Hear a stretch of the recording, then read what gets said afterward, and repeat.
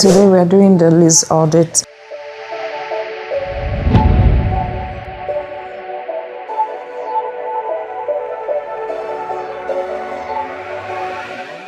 What I showed you in the office was the lease audit. So this is a very crucial and critical part of the due diligence. It's not as active as you walk at the properties and all that. No, that's not what it is. The lease audit is just for you to know who your tenants are. One, you identify them. When did they move in? How long has the lease been? How much are they earning? How much are they paying? What are the different amounts they are paying on the lease? Apart from their base rent, what are the other incomes that they're paying for? What's the demography like? But the idea is for you to know each and every one of your tenants. You want to know your tenant base, and that will help you take the right decision on what to do. One, the type of decisions that you'll be taking after you've done your lease audit is you will know if your projections are right. So for example, if you've projected that you'll be able to flip all the rent or raise all the rent for the tenants in 1 year, you'll be able to ascertain if that is possible based on the lease. And aside from that, you'll be able to know at what time of the month or the year will you be able to achieve that. So you might be saying in the first quarter, I should have been able to flip about maybe 50%. The lease audit will help you identify that at what point of the year would you be able to flip and how many percent would that be. So each month, based on the lease audit, you will know when their lease is expiring, when it's due for renewal. You'll be able to ascertain each month how many rents you can be able to flip. That is one of the reasons why you need to do a lease audit. And the second reason why you need to do a lease audit is also to know exactly what they are paying for. Apart from the base rent, there are some other income items that the tenants pay for. So you need to identify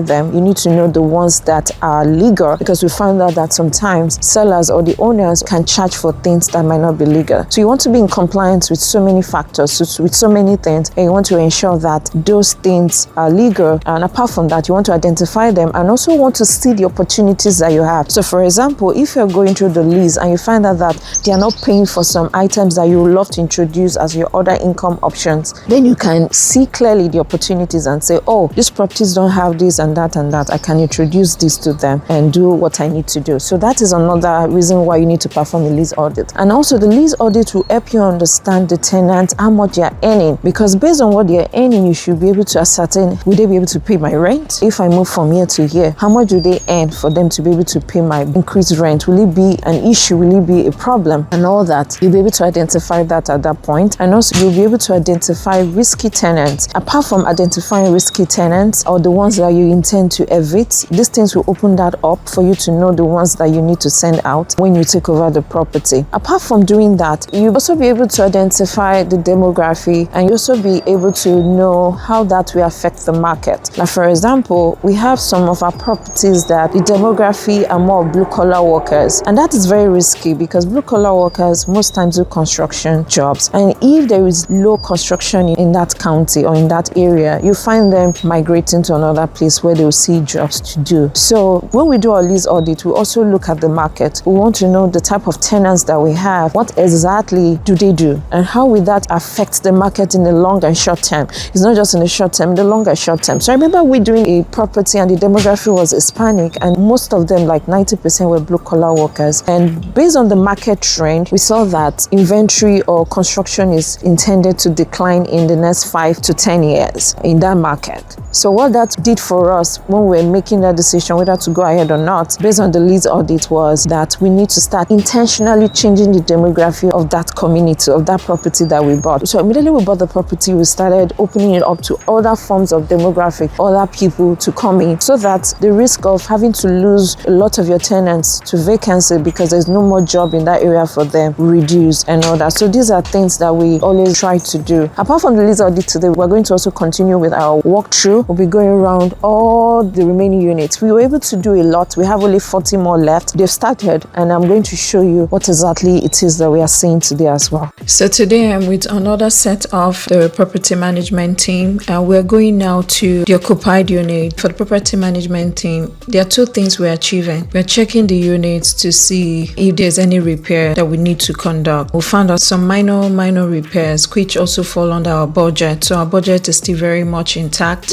Yes, it seems okay, but always I think they always got this problem here. This it's mixing. Yeah, and that one here, which yes. Sometimes that's the most common thing that they need a new one. So also, in this case, the GFI it's not good because this paint in the city is not gonna pass it. Yeah. I think there was something here that pulled off. The toilet. The toilet, okay. But that is the other cover of the box. Okay. Here, and also we check the non-missing spaces. Okay. Over here, that's the we check. If I missing spaces, we mark it.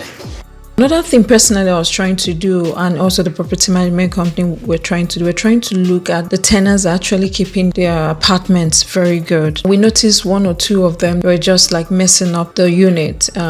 So those ones are currently on our radar for them not complying to keeping the property very well. So those are some of the things I always do. We always take note of those tenants that are just there to run down the unit or run down the property. So these are part of the things I do when we're walking through to observe who those people are.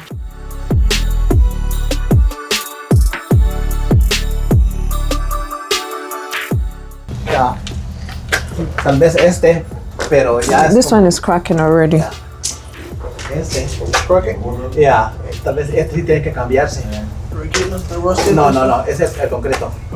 Yeah.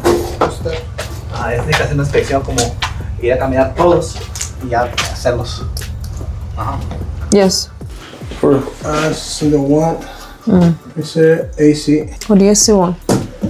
Let me show you the AC. Or maybe they're just using the thermostat. Well, it works fine. You ain't gotta cut it off. Yeah. Don't try to get the energy bill or don't cut it off. Oh, okay. It's cold, but it works fine. Heat and AC, I know it works. Works well. Okay. No leakage. See the hole right there in that sink? That's what I was talking about. You see where it drains in? Oh yeah. Let me show for the whole water. Okay.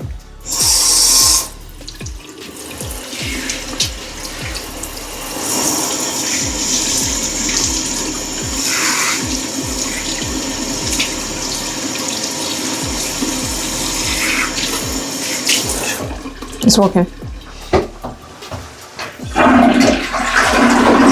One very funny thing happened in this apartment that we went. It was actually clean to a good level compared to some others that we've seen. But when we were checking the panel, because the property management company noticed that some of the panel buttons were missing. So he was saying that we're going to replace them and all that. And he was saying the AC button was also missing. So I was talking to him about the thermostat. Do you know what the tenant said? He said, no, don't put it on. I'm saving my bills. This is one good thing that happens to owners when you allow your tenant pay their bills. When they pay their bills, they take responsibility. But if it's an all bills paid property, I can assure you that you see the AC on and you see some people's windows open because they are not the ones paying the bill. So this kind of was an eye opener and just shows how people can take responsibility if they're the ones paying the bill. But if it's the owner paying the bill, they do not care. So we saw that firsthand happening in this apartment.